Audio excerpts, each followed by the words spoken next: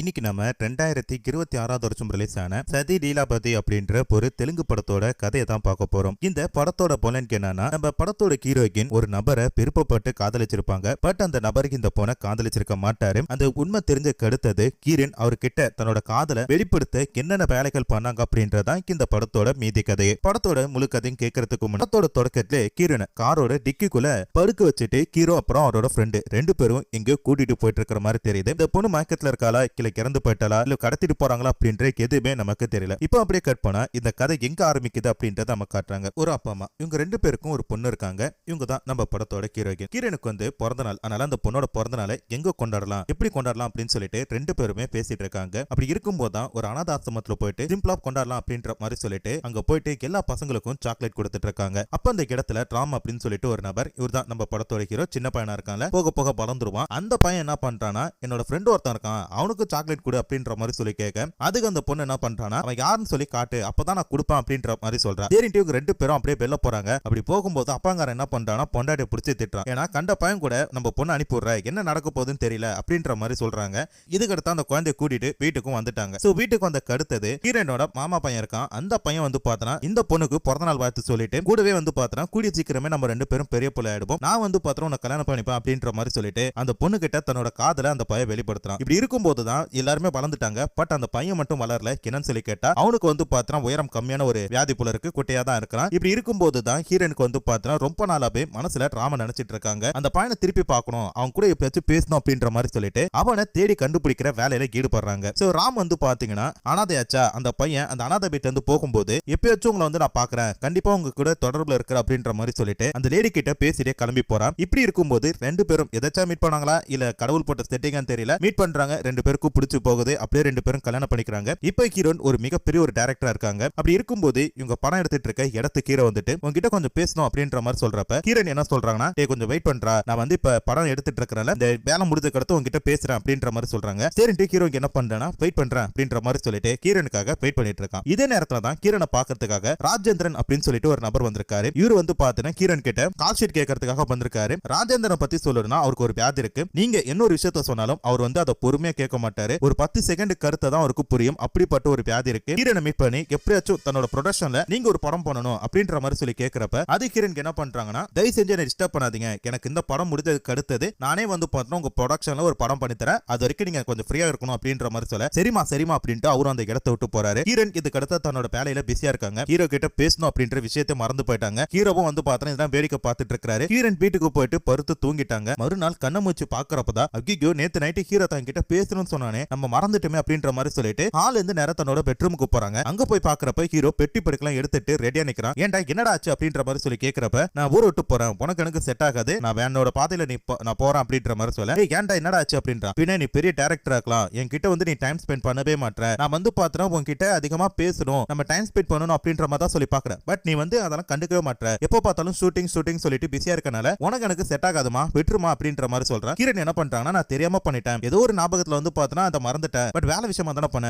இருந்தாலும் உன் கூட நான் எவ்வளவு நேரம் பேசியிருக்கேன், எதுக்கு இந்த மாதிரி பண்றேன்றப்ப, இல்லமா உனக்கு எனக்கு செட் ஆகாது, நம்ம கிளம்பலாம் அப்படின்னு போது டக்குனு வந்து பார்த்தனா ஹீரோன் கேக்குறாங்க, யார் அந்த பொண்ணு அப்படின்ட்டு. பொண்ணா என்ன பொண்ணு, எனக்கு எதுவுமே புரியல அப்படின்றாங்க. உண்மையை சொல்லி யார் அந்த பொண்ணு, எனக்கு தெரிஞ்சுட்டு நீ தானாலாம் போல ஏதோ ஒரு பெண் பின்னாடி தான் போறேன்னு சொல்லி தெரியுது, அந்த பொண்ணு யார்கிட்ட சொல்லிட்டினா பிரச்சனை இல்லாம நம்ம பேசி தீர்த்துக்கலாம் அப்படின்றாங்க. அந்த நேரத்துல வந்து பாத்தீங்கன்னா ஹீரோ உண்மையை ஒத்துக்கிறான். ஹீரோன் பேசாம இருக்கனால ஹீரோ வந்து டிப்ரெஷனுக்கு போயிருப்பான். அந்த இடத்துல ஹீரோ வந்து பார்த்தா ஒரு பொண்ணை மீட் பண்ணிருப்பான். ஒரு சைக்காலஜி டாக்டர் மூலமா உங்களுக்கு ஃப்ரெண்ட் அறிமுகமா இருப்பாங்க. அந்த பொண்ணு கூட பேசி பேசி இப்ப இவங்க ரெண்டு பேரும் வந்து பார்த்தா ரொம்ப நேரமா லவ் பண்ண ஆரம்பிச்சிருக்காங்க. லவ் பண்ண கடுத்தது இவங்க ரெண்டு பேரும் வந்து பார்த்தா ஊரை விட்டு ஓடி போலாம் அப்படின்ற மாதிரி சொல்லி தோணி இருக்கு. ஹீரோன் இது வரைக்கும் நார்மலா கேட்டல, டக்குனு இப்ப ஹீரோன் கோபப்பட்டு, ஏண்டா புறம்போக்கு, நான் இருக்கும்போது வேற ஒருத்தைய கூட்டிட்டு போற அளவுக்கு உனக்கு தைரியம் வந்துச்சு அப்படின்னு சொல்லிட்டு ஹீரோ கூட சண்டை போட்டு அப்படியே வந்து பார்த்தா டக்குனு ஹீரோன் வந்து ஒரு ஃப்ளவர் ஃபாஸ்ட் எடுத்து ஹீரோ அடிக்கிறப்ப ஹீரோ பொத்துன்னு மயக்கம் போட்டுட்டான். அப்படியே உன கட்டி போட்டுட்டு கரெக்டா வீட்டு வாசல்ல யாரோ காலிங் பெல் சவுண்ட் கேக்குது. இந்த நேரத்துல எவன்டா பண்ணா அப்படின்ற மாதிரி சொல்லி வெளில போய் பார்த்தா வெளியே ஒரு கோட்டு போட்டு வைக்கலிங்கிறாரு. அம்மா சார் நீங்க எதுக்கு இங்க வந்தீங்க அப்படின்னு போது, இல்ல மேடம் ஹீரோ தான் என்ன பார்க்கணும்னு சொல்லி வர சொன்னாரு, அவர் இருக்காருன்னு சொல்லி கேட்டா அவருக்கு இல்ல அப்படின்றாங்க. சரி என்ன விஷயமா வந்தீங்கன்றப்ப, இல்ல உங்களுக்கும் அவருக்கும் டைவர்ஸ்னு சொல்லி கேட்டாரு, அதனால தான் அப்படின்றாங்க. என் புருஷன் இப்ப இல்ல, நீங்க போயிட்டு அப்புறமேட்டு வாங்க அப்படின்றப்ப, இல்லையே 11 மணிக்கு இங்க தான் இருப்பேன் அப்படின்ற மாதிரி சொன்னாரு. என்ன போது, ஏன் சார் நான் ஒரு பொண்டாட்டியா இல்ல நீங்க பொண்டாட்டியா, அதான் சொல்றேன் அவருக்கு இல்லன்ட்டு போங்க அப்படின்ற மாதிரி சொல்லி அந்த நபரை அனுப்பி வச்சுட்டு நேரா வீட்டுக்குள்ள போயிட்டு ஹீரோ கிட்ட சண்டை போறாங்க. ஏண்டா புறம்போக்கு, எனக்கு தெரியாம அவளை நீ வச்சிருக்கிறதே பெரிய தப்பு, இந்த தப்பு மறைக்கிறதுக்கு நீ என்ன விட்டு ஓடி போறது நினைச்சது இன்னும் பெரிய தப்பு, இதுல வேற என்ன டைவர்ஸ் பண்ணிட்டு தான் நீ போவியா, அவ்வளவு அளவுக்கு உனக்கு திலுமுல் இருக்கா அப்படின்னு சொல்லிட்டு ரெண்டு பேரும் வந்து பார்த்தா சண்டை போட்டுட்டு இருக்கும்போது இந்த இடத்துக்கு ஹீரோ போட ரெண்டாவது காதலியான நிக்கோலோ கார்லோஸ் டெபஸ்டின் அப்படின்ற ஒரு பொண்ணு போறாங்க. அவங்க வந்து ஹீரோயின் கிட்ட ஹீரோ எங்க அப்படின்னு சொல்லி கேட்கும்போது அவ வந்து என்ன சொல்றானா, ஓஹோ நீ தான் இவனை லவ் பண்ண கில்லாடியா, அவன் வந்து பார்த்தா இப்போதைக்கு இல்லமா வெளில போயிருக்கான் அப்படின்ற மாதிரி சொல்றாங்க. இல்லையா அவருக்கு போன் போட்டா அவர் வீட்டுல தான் இருக்குன்னு சொன்னாருன்றப்ப, அட என்னமா பரவாயில்ல அதே சொல்லிட்டு இருக்கீங்க, அவன் வந்து இப்பதான் வெளில போனா, எங்க போனா ஏதெல்லாம் எனக்கு தெரியாது, ஆனா வீட்டுல இல்ல அப்படின்ற மாதிரி சொல்றாங்க. சரிட்டு இந்த பொண்ணு என்ன பண்றானா கால் எடுத்து பண்றா. சோ போன் எடுக்கல அப்படின்றப்ப அப்ப ஹீரோயின் என்ன சொல்றானா, அதான் போன் எடுக்கலன்னு தெரியல, ஃபர்ஸ்ட் இந்த இடத்த விட்டு போயா, அதுக்கடுத்து நான் கொஞ்சம் பேசணும் அப்படின்ற மாதிரி சொல்லிட்டு அந்த இடத்துல இருந்து வந்து பாத்திரம் அனுப்பி வைக்கிறாங்க. இது மட்டும் இல்லாம ஹீரோக்கு என்ன பண்றானா அங்க இருந்து கிளம்பணும் அப்படின்ற மாதிரி சொல்லிட்டு ட்ரை பண்ணும்போது டக்குன்னு வந்து பாத்திரம் கீழே விழுந்திருப்பாரு. உடனே ஹீரோயின் உள்ள போயிட்டு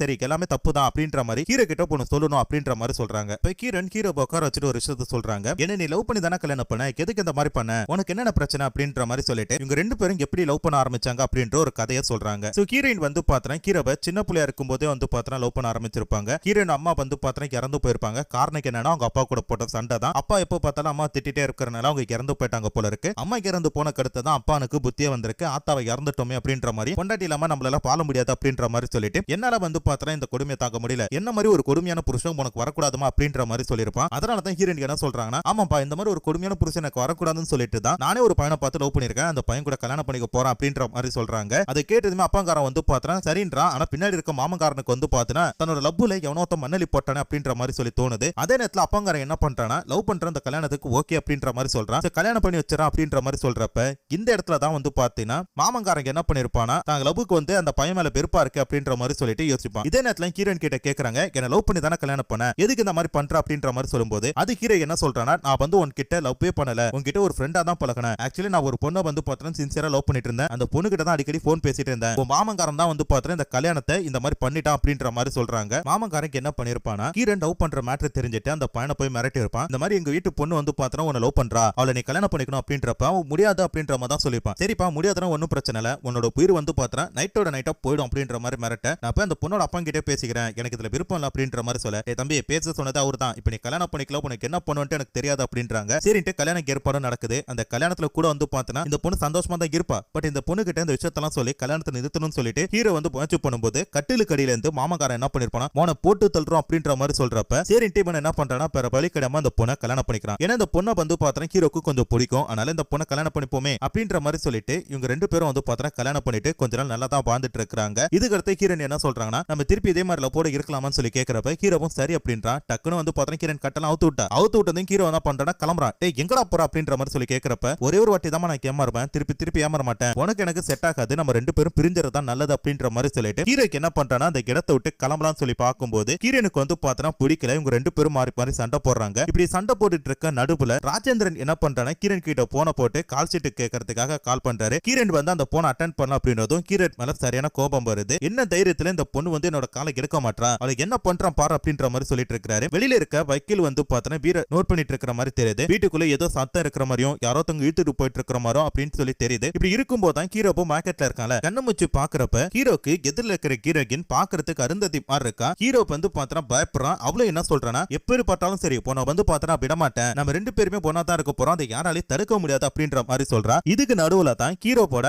அப்பனும் மாமனும் வந்து பாத்தீங்கன்னா வீட்டுக்கு வராங்க. இவங்க எதுக்கு இந்த நேரத்துல வந்தாங்க அப்படின்னு சொல்லிட்டு ஹீரோனுக்கு ஒரு குழப்பம். அது மட்டும் இல்லாம கதவு திறக்கல அப்படின்னும் போது அப்பா ட்ரெஸ் மாத்திட்டு இருக்கப்பா ஒரு 2 நிமிஷம் வெயிட் பண்ணுங்க அப்படின்ற மாதிரி சொல்லிட்டு ஹீரோவை கூட்டிட்டு போய் ஒரு பாத்ரூம்ல லாக் பண்ணிட்டு ஹீரோன் ட்ரெஸ் மாத்திட்டு கதவு திறக்கறாங்க. வந்துட்டு மாப்பிள்ளைங்கம்மா அப்படின்னு சொல்லி கேட்கும்போது ஒரு வெள்ள போயிருக்காரு அப்படின்ற மாதிரி சொல்றாங்க. சரிட்டு இவங்க என்ன பண்றாங்கன்னா, நான் ரெஸ்ட் ரூம் போகணும் அப்படின்ற மாதிரி அப்பங்கார சொல்ல கீழே இருக்கிற பாத்ரூம் யூஸ் பண்ணிக்கிங்கன்னு சொல்லிட்டு கீழே அனுப்புறாங்க. அப்ப அந்த மாமங்காரட்ட கேக்குறாங்க, ஆமா உண்மையிலேயே வந்து என் புருஷனை மிரட்டி தான் நீ கல்யாணம் பண்ணி வச்ச அப்படின்றப்ப ஆமா அப்படின்ற மாதிரி சொல்றான். ஏன்டா அந்த மாதிரி சொல்ற அப்படின்றப்ப ஆமா மாமா வந்து பாத்தனா எனக்கு கல்யாணம் பண்ணி கொடுக்க மாட்டேன்ட்டாரு, அது மட்டும் இல்லாம உனக்கு அந்த பையனை பிடிச்சிருந்துச்சுல அதனால தான் அந்த மாதிரி பண்ண அப்படின்ற மாதிரி சொல்லவும் ஹீரோனுக்கும் வந்து பாத்தனா இவனோட காதல் புரியுது. அது மட்டும் இல்லாம மாமங்கார என்ன பண்றானா, நான் ரெஸ்ட் ரூம் யூஸ் பண்ணணும் அப்படின்றப்ப இரு அப்பா வெளில வரட்டும் அது வரைக்கும் வெயிட் பண்ணுன்றாங்க. அது வரைக்கும் என்னால வெயிட் பண்ண முடியாது, மேல இருக்க பாத்ரூமுக்கு நான் போறேன் அப்படின்றாங்க. ஐயோ அங்கெல்லாம் போக கூடாது அப்படின்றாங்க. ஏன் போக கூடாது அப்படின்றப்ப ஹீரோன் எவ்வளவு தடுக்க முயற்சி பண்றாங்க. பட் அந்த பைபிள் என்ன பண்றானா அதையும் தாண்டி போயிட்டு அங்க போய் பார்த்துட்டு வெளியே வந்துட்டான். என்னடா ஆச்சு அப்படின்னு சொல்லி கேக்குறப்ப பொண்ணு இல்ல அப்படின்ற மாதிரி சொல்றான். ஹீரோனுக்கு வந்து புரிஞ்சுட்டு அந்த பார்த்துட்டான் போல இருக்கு அப்படின்ட்டு உள்ள என்ன நடந்திருக்குன்னா அந்த பையன் கேட்டிருப்பான், டேய் நான் அவுத்து விட்டுறா அப்படின்ற மாதிரி சொல்லிட்டு மாமங்கார்ட்ட அதுக்கு வந்து பார்த்தா இப்ப விட மாட்டேன், ஹீரோன் ஏதோ ஒரு காரணத்துக்காக தான் இந்த மாதிரி பண்ணிருக்கா அப்படின்ற மாதிரி சொல்லிட்டு ஹீரோனுக்கு வந்து பார்த்தா சப்போர்ட் தான் பண்ணுவோம் அப்படின்ற மாதிரி நிறைய ஹீரோன் கிட்ட போயிட்டு அதெல்லாம் நான் பார்த்தேன், பட் யாருக்கிட்டையும் சொல்ல மாட்டேன், என்ன பிரச்சனை இருந்தாலும் எனக்கு அப்புறமேட்டு சொல்லி நான் பாத்துக்கிறேன், உனக்கு சப்போர்ட் தான் இருப்பான் அப்படின்ற மாதிரி சொல்லிட்டு அவங்க என்ன பண்றானா அந்த இடத்தை விட்டு போறான். இவங்க ரெண்டு பேரும் கிளம்பும் போது வெளியே ஹீரோ இருக்கானா அப்படின்னு சொல்லிட்டு அந்த வக்கீல் கேக்குறாரு. அதுக்கு வந்து பாத்தா ஹீரோ வந்து பாத்தா இங்க இல்ல அப்படின்ற மாதிரி சொல்றாங்க. சரி அப்படின்ற மாதிரி சொல்லிட்டு இவரு என்ன பண்றானா அப்படி இருக்கிறாரா. அது மட்டும் இல்லாம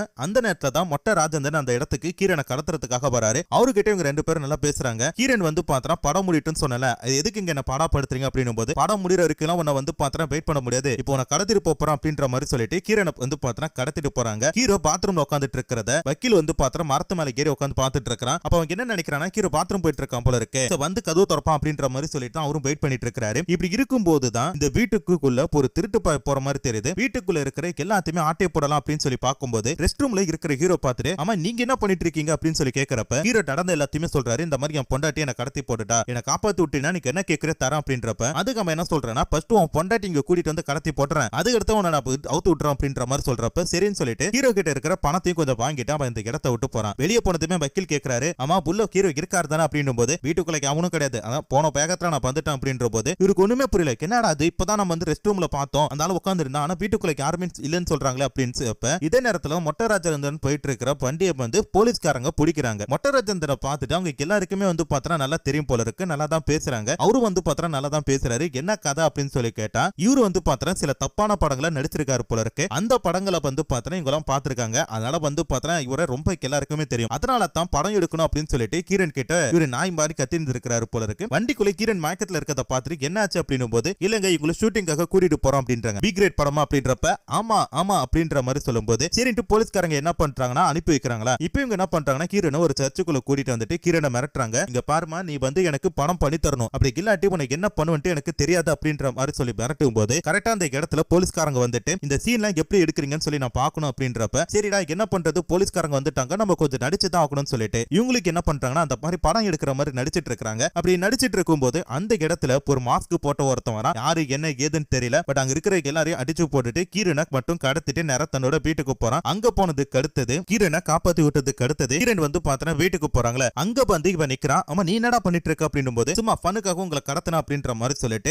அவனை கடத்தி கீரனை வந்து பார்த்தா ஹீரோ பக்கத்துல கட்டி போறானா. அப்ப ஹீரோ சொல்றான் என்ன அவுத்து விடுறா அப்படின்றப்ப முடியவே முடியாது அப்படின்ற மாதிரி சொல்றான். கேண்டா என்னடா கேட்ட மாதிரி பணத்தெல்லாம் கொடுத்தல அப்படின்றப்ப வாத்தியாரே இப்ப நீ கொடுத்த பணம் வந்து பார்த்தா உன் பொண்டாட்டியை கடத்துறது தான், இதுக்கு அடுத்து என் வீட்டுல வந்து பார்த்தா ஏகப்பட்ட பிரச்சனை இருக்குல்ல, அதனால நான் என்ன பண்றேன் போயிட்டு இந்த வீட்டுல இருக்கிற பொருள் எல்லாத்தையும் எடுத்துக்கிறேன், அப்புறம் என் ஃப்ரெண்ட்ஸ் எல்லாம் வருவாங்க, நாங்களாம் வந்து பார்த்தா டான்ஸ் கூத்தடிச்சிட்டு போயிட்டு இருப்போம், அது வரைக்கும் நீ வெயிட் பண்ணு அப்படின்ற மாதிரி சொல்லிட்டு கீழே என்ன பண்றாங்கன்னா வீட்டுக்குள்ள போயிட்டு பணத்தெல்லாம் எடுத்துட்டு இவனுக்கெல்லாம் டான்ஸ் ஆடிட்டு இருக்கானுங்க. அப்படி ஆடிட்டு இருக்கும்போது வெளியே நின்னுக்கிட்டு குலோ வந்து பார்த்தா ஹீரோவை கூட்டிட்டு இருக்காங்க. அது மட்டும் இல்லாம அந்த வக்கீலும் வந்து பார்த்தா ஹீரோயின் கிட்ட அந்த பொண்ணு கிட்ட பேசிட்டு இருக்காங்க. அப்ப அந்த வக்கீல் என்ன சொல்றானா, ஹீரோ வீட்டுக்குள்ள தாமா இருக்காரு, பொண்டாட்டிக்குள்ள வந்து பார்த்தா ஏதோ சண்டை மாதிரி எனக்கு தெரியுது அப்படின்ற மாதிரி சொல்லவும் அப்பதான் வந்து பார்த்தா உங்களுக்கு புரியுது, ஆகா இவ வந்து பார்த்தா வேணுதான் இந்த மாதிரி பண்றா, ஹீரோவை வீட்டுக்குள்ள வச்சுட்டு தான் இந்த மாதிரி பண்றா போல இருக்கு, நான் போய் என்னன்னு சொல்லி பாக்குறேன் அப்படின்னு சொல்லிட்டு இவ என்ன பண்றாரு நேரா போயிட்டு அந்த வீட்டோட கதவை தட்டுறா நிக்கோலோ. அப்படி நிக்கோலோ தட்டும் போது அந்த இடத்துல திருடன் வந்துட்டு என்ன மேடம் உங்களுக்கு வேணும் அப்படின்னு சொல்லி கேக்குறப்ப இது ராமோட வீடு தானே அப்படின்றாங்க. ராமோட வீடோ கோமோட வீடோ அதெல்லாம் எனக்கு தெரியாது, நாங்க இப்ப உங்க ஃபன்ல இருக்கோம், நீங்க வந்து பார்த்தா இந்த இடத்துல வரக்கூடாது அப்படின்ற மாதிரி சொல்ல டக்குனு இவங்க என்ன பண்றாங்கன்னா இந்த பொண்ணு கிட்ட சண்டை போடுறாங்களா. அப்படி சண்டை போடும்போது இவளையும் கடத்திட்டு போய் பாத்ரூம்ல கட்டி போடுறாங்க. அப்பதான் வந்து பார்த்தா ஹீரோனோட சுய ரூபமே தெரியுது. ஹீரோனுக்கு இந்த கல்யாணத்துல வந்து பார்த்தா விருப்பம் கிடையாது, எந்த பொண்ணுக்கு தான் புருஷன் தான் இருக்கும்போது வேற ஒரு பொண்ணை கல்யாணம் பண்ணிக்க ஒத்துப்பா,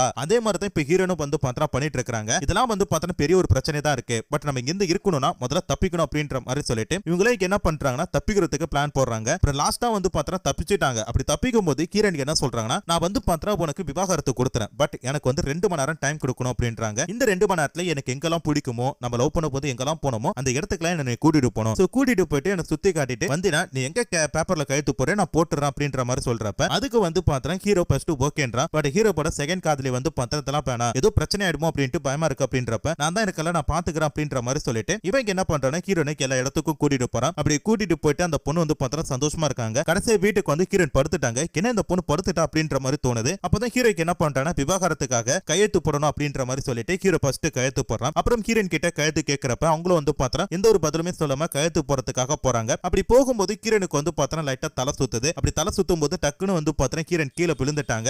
இதுக்கு அடுத்து தான் ஹீரோனை இவங்க 2 பேருமே கார்ல கூட்டிட்டு போயிருப்பாங்க. ஆரம்பத்துல நம்ம ஹீரோனை டிக்கிக்குள்ள வச்சு கூட்டிட்டு போன மாதிரி தான் தெரியும். பட் ஹீரோனை வந்து பாத்தீங்கன்னா இதுல தான் பின்னாடி இருக்கிற சீட்ல படுக்க வச்சு தான் கூட்டிட்டு போயிருக்காங்க. அங்க போயிட்டு ஹீரோனுக்கு வந்து பார்த்தா ட்ரிப்ஸ் எல்லாம் ஏத்திட்டு இருக்காங்க. இதே நேரத்துல புருஷனுக்கும் பொண்டாட்டிக்கும் ஏற்பட்ட சண்டை வந்து அந்த வக்கீல் மூலமா அந்த அப்பங்காரனுக்கு தெரிஞ்சு அவரு என்ன பண்றானா தான் பொண்ணை பார்க்கணும் அப்படின்றதுக்காக கோவப்பட்டு வந்துட்டு இருக்காரு. ஹீரோ வந்து பாக்குறப்ப ஹீரோ வந்து பார்த்தா ஒரு மாதிரியா இருக்காரு. அப்பா என்ன நினைச்சிட்டு இருக்காரு தான் பொண்ணை பத்தி பெருமையா நினைச்சிட்டு இருக்காரு. ஏன்னா இவங்க 2 பேருக்கும் வந்து பார்த்தா கல்யாணம் பண்ணி வைக்க போறாங்க, இவங்க பிரிய போறாங்க அப்படின்ற மாதிரி சொன்னனால அதே நேரத்துல தான் ஹீரோனோட ஃப்ரெண்டுக்காரி அசிஸ்டன்ட் டைரக்டருக்கு என்ன சொல்றாங்கன்னா ஹீரோனை பத்தி உனக்கு என்ன தெரியும் அப்படின்ற மாதிரி சொல்லி கேக்குறாங்க. ஹீரோ வந்து அனாதாசிரமத்துல இருந்தாலும் சின்ன பிள்ளையா இருக்கும்போது அப்பல இருந்து வந்து பார்த்தா அந்த அனாதாசிரமத்துக்கு ஹீரோ நிறைய நிறைய டொனேஷன் கொடுத்திருக்காங்களா. இந்த ஃப்ரெண்டு காரி மாதிரி இருக்கல அசிஸ்டன்ட் டைரக்டர் ஒரு சின்ன வயசுல இருந்து ஃப்ரெண்டு போல இருக்கு. நான் இருக்கும்போது தான் அவ எல்லா வேலையுமே பண்ணா. அவ வந்து பாத்தா உன சின்சியரா லவ் பண்ணா. பட் நீ வந்து பாத்தா அதை புரிஞ்சிக்கவே இல்ல. நீ ஏன் இந்த மாதிரி இருக்க அப்படின்ற மாதிரி சொல்லிட்டு இவங்க திட்டிட்டு இருக்காங்க. இப்ப ஹீரோக்கு வந்து பாத்தா தான் பண்ணதெல்லாம் தப்பு அப்படின்ற மாதிரி தெரியுது. ஹீரோன் கிட்ட போய் திருப்பி பேசணும், அந்த பொண்ணு கூட பொண்ணா இருக்கணும் அப்படின்ற மாதிரி நினைக்கிறாரு. இந்த நேரத்துல தான் மொட்டை ராஜேந்திரன் என்ன பண்றானா தன்னோட ஆட்கள் கூட வந்துட்டு ஹீரோனை கடத்திட்டு போயிட்டாரு. இந்த விஷயம் தெரிஞ்ச கருத்து ஹீரோக்கு சரியான கோபம் வருது. இப்ப எப்படி இந்த மாதிரி பண்ணலாம், அப்படி என்ன பண்றான் அப்படின்ற மாதிரி சொல்லிட்டு அவனை போட்டு தள்ளணும் அப்படின்ற மாதிரி சொல்லிட்டு வேகமா போறாரு. இந்த இடத்துல தான் மொட்டை ராஜேந்திரன் ஹீரோன் ஒரு படத்துக்காக போடப்பட்ட ஒரு செட்டுக்குள்ள பதுக்கி வச்சிருக்காரு. இங்க போனோம்னா ஏகப்பட்ட தடைகளை தாண்டி தான் போனோம். அதை தாண்டி ஹீரோப்பும் உள்ள போயிட்டாரு. அங்க போய் இருக்கிற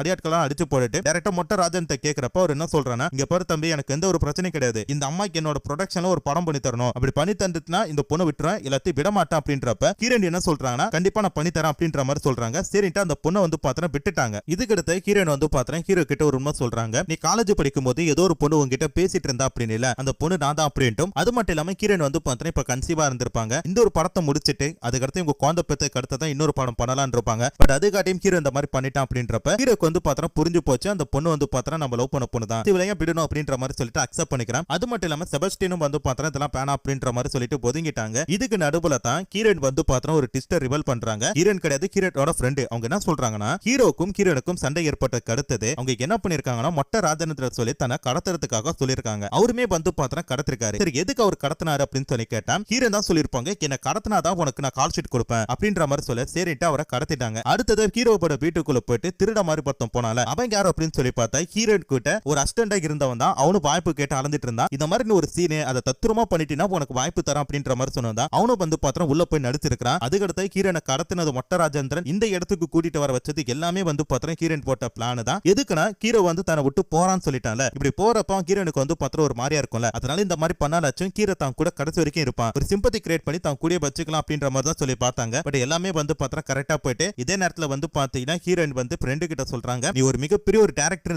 ப்ரூவ் பண்ணிட்டடி, ரொம்ப சந்தோஷமா இருக்கு, உன்னோட குழந்தைக்காக வெயிட் பண்ணிட்டு இருக்கேன், கூடிய சீக்கிரமே நம்ம அடுத்து ஒரு படத்தை பண்ணலாம் அப்படின்ற மாதிரி சொல்லி அப்படி இந்த படத்தோட கதையை முடிச்சிட்டாங்க. சோ கண்டிப்பா உங்களுக்கு எல்லாருக்கும் இந்த படத்தோட கதை பிடிச்சிருக்கும். அப்படி பிடிச்சிருந்தா மறக்காம இந்த வீடியோக்கு ஒரு லைக் கொடுத்துருங்க. மீண்டும் ஒரு சூப்பரான ஒரு படத்துல பாக்குறேன். அது வரைக்குமே டாடா பை பை.